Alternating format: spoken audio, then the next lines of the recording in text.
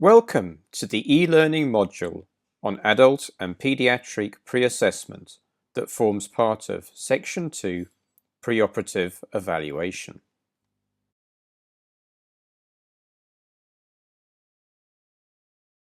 In this module, we will give an overview of the key processes and requirements for preoperative assessment. We will cover why pre-assessment is important, the components of a good pre-assessment, nurse-led and pediatric pre-assessment, preoperative information and consent, the choice of anesthetic technique, patient information leaflets, and finally the day of surgery review. In Section 1 of this course, we looked at key items that improve anesthetic safety. In Section 2, we are looking at preoperative evaluation that again is a key principle of anesthetic safety. The joint WHO-WFSA standards for a safe practice of anesthesia state that the patient must be assessed by the anesthesia provider prior to the administration of anesthesia, preferably prior to entry into the operating room, and an appropriate anesthetic plan formulated and documented in the patient's medical records. This is a highly recommended standard. The assessment should include preoperative optimization of medical conditions and a plan for the intraoperative and postoperative management of the patient.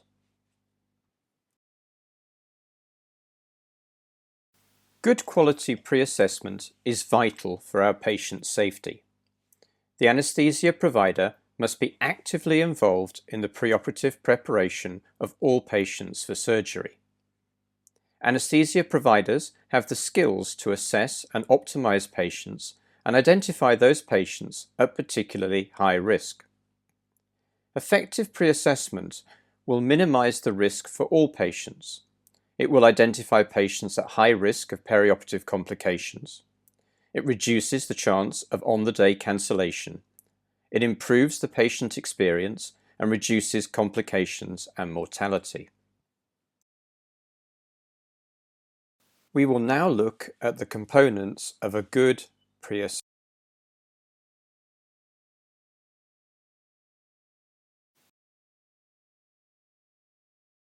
First, we start with taking history.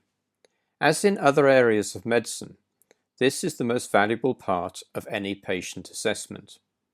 A full and accurate history will provide most of the useful preoperative information that is needed by the anesthesia provider. Get information from the patient's records and by direct questioning. In particular, look for their previous anesthetic history. Were there any problems? Any airway issues? How was the anesthetic managed? And what was the patient's experience?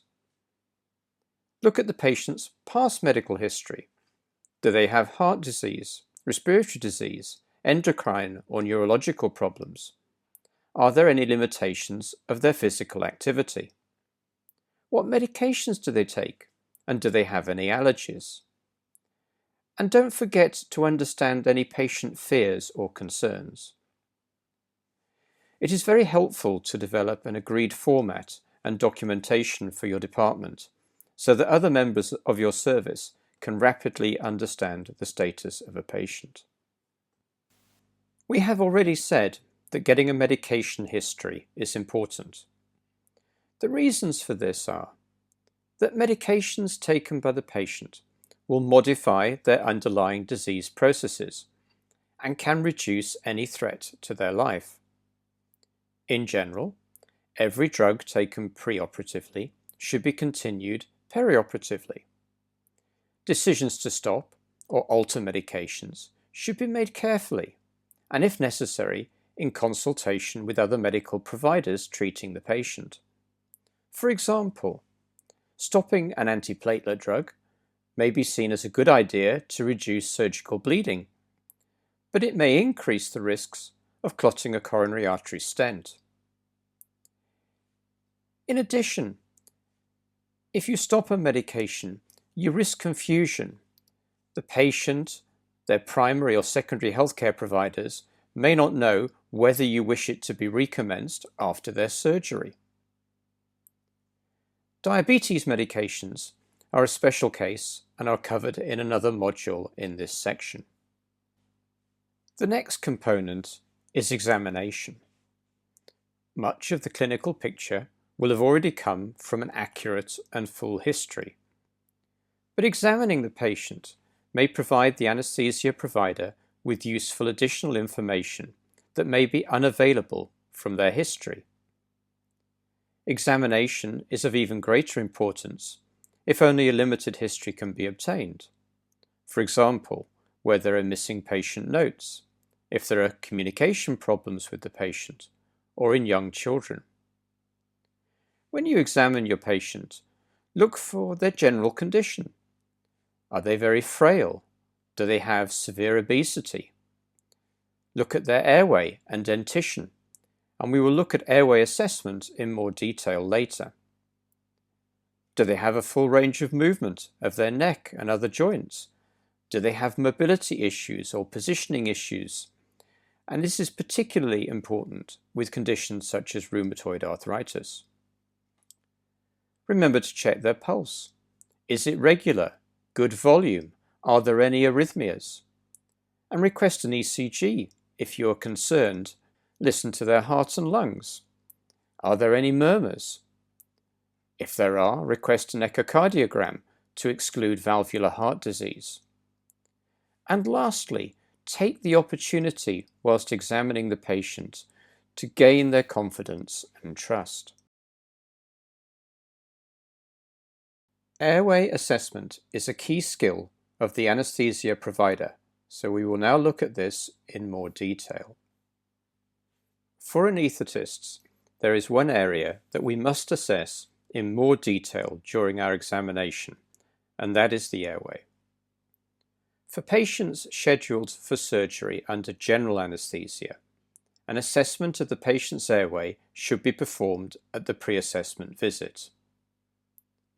If a difficult airway is anticipated, this allows for a discussion regarding a change in anaesthetic technique, perhaps a local anaesthetic or a local anaesthetic and sedation rather than a general anaesthetic, and also preparation of suitable equipment and skilled personnel for the day of surgery. In ophthalmic surgery, this is particularly important as access to the airway is difficult once the surgery is started, and airway difficulties may have direct effects on the outcome of surgery, for example, coughing or changes in intraocular pressure. Airway assessment is important, and this is because failed intubation occurs in about 1 in 2,000 elective general anaesthetics and 1 in 300 emergency anaesthetics. Failed masked ventilation occurs in about 1 in 5,000 anaesthetics. And the one we all fear, which is failure to oxygenate during a can't intubate, can't ventilate scenario, accounts for 25% of all anaesthesia deaths. In addition to this, approximately 30% of all anaesthesia-related deaths are associated with inadequate airway management. Airway assessment involves taking a history, examination of the patient, and a few simple bedside tests. Being able to identify those patients with risk factors for difficult airway management will reduce complications and risk. We will now look at some of these bedside tests in a little more detail. Before we talk about specific assessment tools, it is important to stress that there are limitations to these tests. There are no perfect tests to predict difficult intubation. The tests we have available to us may have low specificity. That means there will be a large number of false positives. They may have low predictive value, sensitivity. This means that a positive test is only infrequently followed by true difficulty. Overall, this means that less than 10% of patients with features predictive of difficult laryngoscopy will actually be difficult to intubate. We know that combining tests increases specificity, therefore it reduces the number of false positives, but unfortunately the trade-off is that it will decrease sensitivity, meaning that you may then miss a truly difficult case. Now we will move on to specific tests, starting with the Mallampati score. In this test, you ask the patient to open their mouth as wide as possible and stick out their tongue, while you look directly at the patient. The score is based on the observer's view, as shown in the figure on the right. Usually, only class 3 and 4 are associated with difficult intubation. This test, however, is prone to inter-observer variation. Used correctly, it will predict about 50% of difficult laryngoscopies. The next test is thyromental distance. Ask the patient to extend their head and neck as far back as possible. The thyromental distance is the distance from the tip of the thyroid cartilage to the tip of their chin. This should be greater than 7 centimeters. If it is less than 6 centimeters, this is associated with difficult laryngoscopy and predicts about 75% of these difficult cases. Another valuable assessment is to look at mouth opening, and to do this, we look at the inter-incisor gap. Ask the patient to fully open their mouth and measure the distance between the incisors, or the alveolar margins. The inter-incisor gap is affected by temporomandibular joint function and upper cervical spine mobility. A gap of less than 3 centimeters indicates potential difficult intubation. If the gap is less than 2.5 centimeters, it means that even inserting a laryngeal mask will be difficult. Another valuable tool is to look at mandibular sliding movement. Ask the patient to put their lower teeth in front of their upper teeth. Patients who cannot move their lower incisors in front of their upper ones are much more likely to be difficult to intubate. Lastly, don't forget to look at neck movement. The key item here is to ensure that there is free extension and flexion. Full extension to full flexion should be approximately 90 to 110 degrees. Marked reduction in movement may indicate potential difficulty with intubation. At the beginning of this section, we said that combining scores will reduce false positives, and one such tool is the Simplified Airway Risk Index. SARI is a multivariate risk score for predicting difficult intubation. It adds patient weight and previous intubation history to the items that have been previously described. A score of 4 or more predicts difficult intubation. Although this is a useful framework, studies have not shown a great clinical value. Before leaving airway, it is worth mentioning obstructive sleep apnea.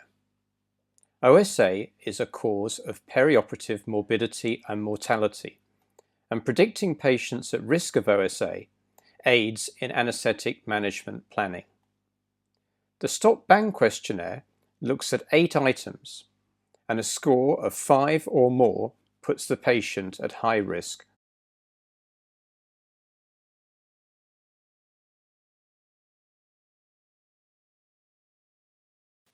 The vast majority of the information you will need to assess your patients will come from taking a history and examination. Ordering routine investigations on all patients will incur cost and yield little value, and it has been shown that for the majority of patients with no comorbidities, you do not require any preoperative investigations before the day of surgery. That being said, preoperative investigations should always be ordered according to your local and national guidelines. Any information ordered should provide additional information to add to the history and examination, and be one that you are going to act on if it is abnormal. Preoperative investigations are covered in greater detail in a separate module in this section.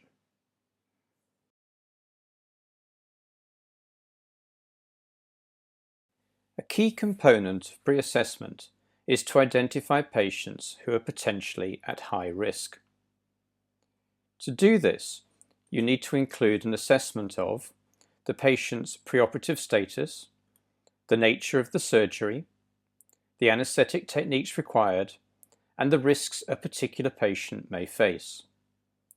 This will allow the patient to make an informed decision about whether to proceed with surgery, and allows the anesthesia provider to optimize coexisting medical illnesses and plan appropriate post-operative care. So how can we assess the risk of anesthesia? The table on the right-hand side of this slide shows 9 key factors that are known to affect risk of anesthesia. Clearly, some of these, such as age, sex, and socioeconomic status, cannot be altered, but others, such as heart disease, could be optimized prior to elective anesthesia. Combining these factors will allow the anesthesia provider to discuss the risks of surgery with the patient and their family, to discuss the choice of anesthetic technique, for example, general anesthetic versus local anesthetic, to intervene to reduce risks before, during, and after surgery, for example, by arranging treatment of such items as ischemic heart disease. A fuller assessment of aerobic fitness can be made by cardiopulmonary exercise testing, which may be available in some units prior to major surgery, and this is discussed in more detail in the module on preoperative investigations. As examples of the increased risk posed by certain medical conditions, the table on this slide shows the annual increased risk of death in patients with certain conditions. You will see that items such as hypertension, heart disease, cerebrovascular disease, and renal failure increase the risk of death by 1.2 to 1.5 times.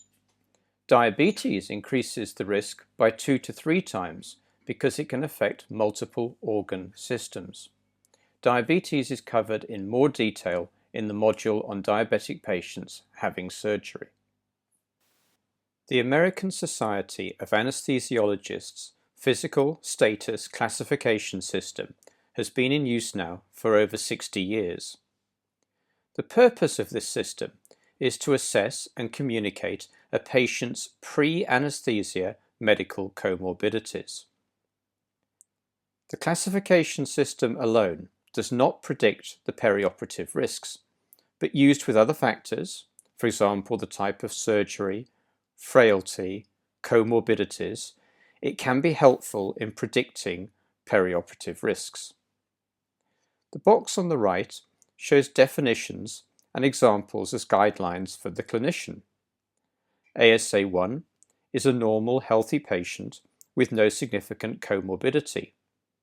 2 is a patient with mild but controlled systemic disease, for example, treated asthma, controlled hypertension, etc. ASA3 is a patient with a severe systemic disease, for example, poorly controlled diabetes, ischemic heart disease severely limiting their activity. ASA4 is a patient with a severe disease that is a constant threat to their life, for example, unstable angina, severe COPD producing hypoxia. And ASA5 is a moribund patient who is not expected to survive with or without surgery. To improve communication and assessments at a specific institution, anesthesiology departments may choose to develop institutional specific examples to supplement the ASA approved examples. Grading your patients using this system enables other clinicians to get an immediate impression of a patient's status.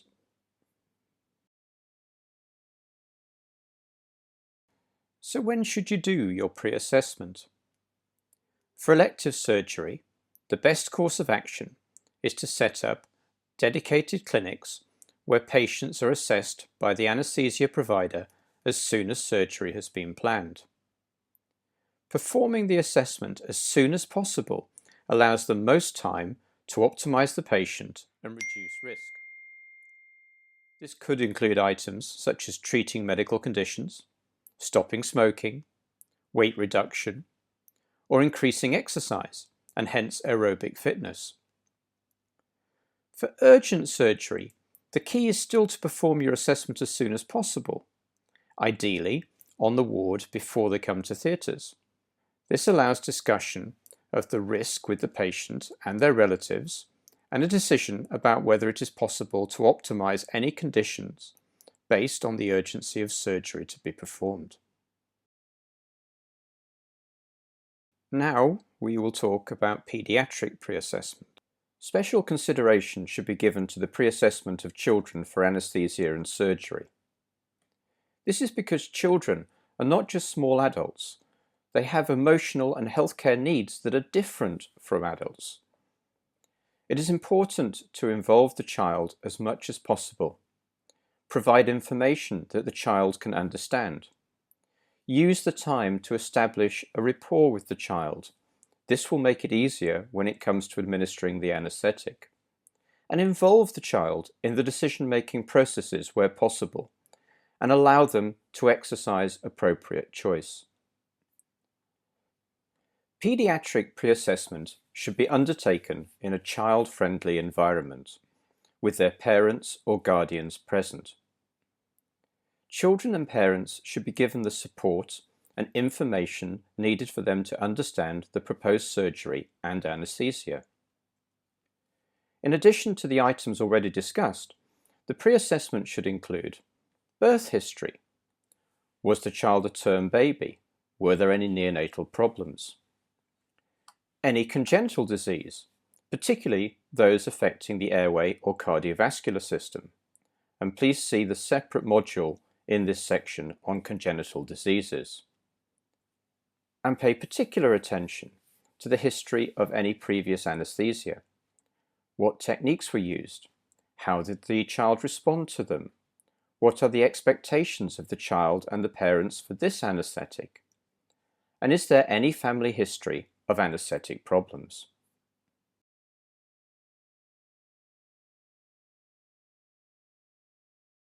Now we will look at a few additional items that are important to consider when you do your pre-assessment. First, as anesthesia providers, there are many calls on our time, and some of the burden of routine preoperative assessment can be removed by training specific pre-assessment nurses, and studies have shown that they can be highly effective and safe at screening our patients. Nurse-led clinics need to be supported by clear protocols and policies that allow the nurses to assess a patient's fitness for surgery.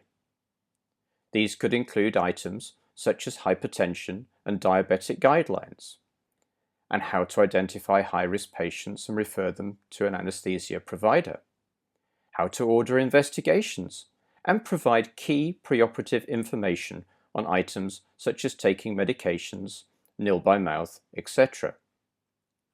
It is, however, vital, if you are setting up a nurse-led clinic, that anesthesia providers support this service and provide appropriate input. Having a lead person in your department will help here.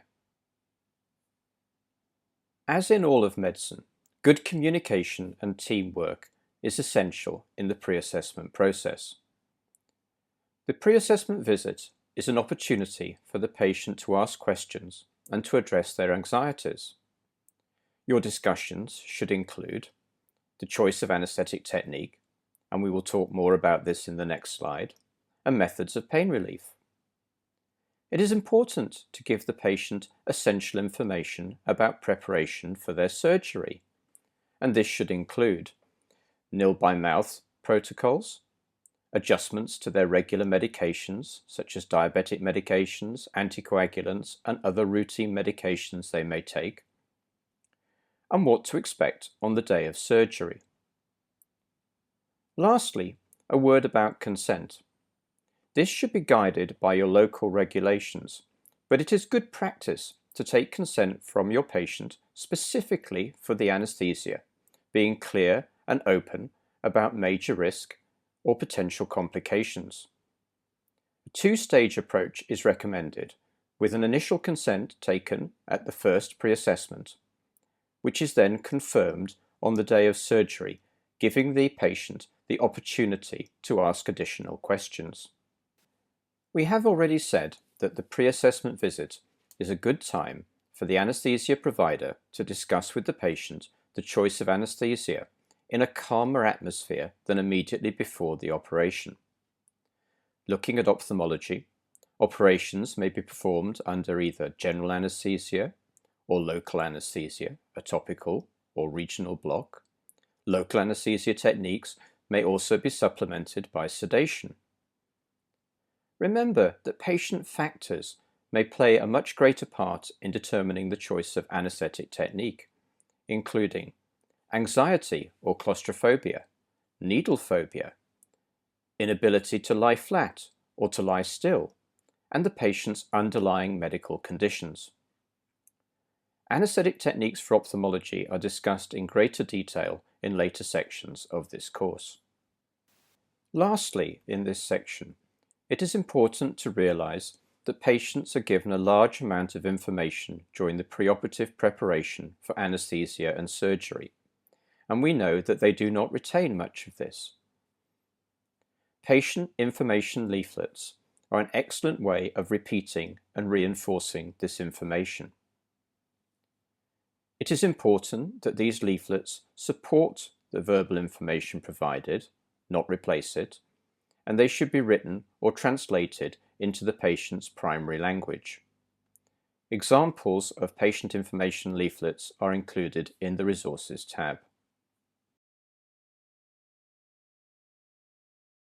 Lastly, in this module, we should talk about the day of surgery.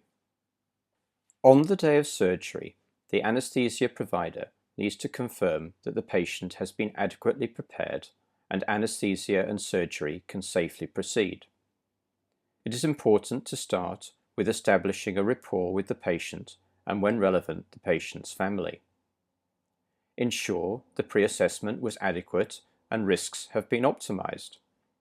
Review the pre-assessment and ensure that no new medical issues have developed, such as a new respiratory tract infection. Check that the preoperative instructions were followed, nil by mouth. Regular medications have been continued or stopped as necessary. And confirm the plan for anesthesia, analgesia, and postoperative care, taking time to complete the anesthesia consent, giving the patient the opportunity to ask any additional questions. The use of routine pre-medication has now been largely abandoned in anesthetic practice, and we now target this at specific needs. Pre-medication includes any medication the patient may require prescribing on the day of surgery. This could include bronchodilators. Asthmatic patients undergoing general anesthesia may benefit from preoperative bronchodilators to minimize respiratory complications. Analgesics. Postoperative analgesia may be significantly improved by giving simple oral analgesics preoperatively. Sedation. Most patients do not require sedative pre-medication. Good explanations, addressing concerns, and answering questions are far better at reducing most patients' anxieties. Exceptions to this could include very anxious patients or patients who are unable to understand or cooperate with the procedure being planned. So in summary, anesthesia providers should play a key role in the pre-assessment and preparation of patients for surgery. We have covered the components of a good pre-assessment, pediatric pre-assessment, nurse-led pre-assessment, preoperative protocols, information and consent, the choice of anesthesia technique, patient information leaflets, and what to do on the day of surgery.